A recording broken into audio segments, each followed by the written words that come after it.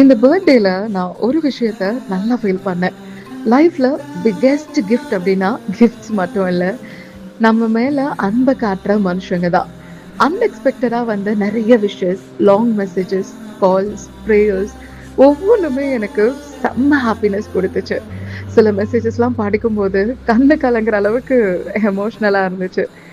நம்மகிட்ட எப்பயுமே பேசிட்டே இருக்க மாட்டாங்க. ஆனா பர்த்டேக்கு மட்டும் மறக்காம விஷ் பண்ற ஒரு சிலர், நேர்ல பார்க்கும்போது சரியா பேசக்கூட மாட்டாங்கன்னா கூட, என் பர்த்டேவ மறக்காம ஞாபகம் வச்சு விஷ் பண்ண ஒருத்தர்ன்னு நெறைய மெசேஜஸ் பார்க்கும்போது அப்படிதான் இருந்துச்சு. பரவால்லப்பா நம்ம இவ்ளோ பேர சம்பாரிச்சிருக்கோம் அப்படின்ட்டு.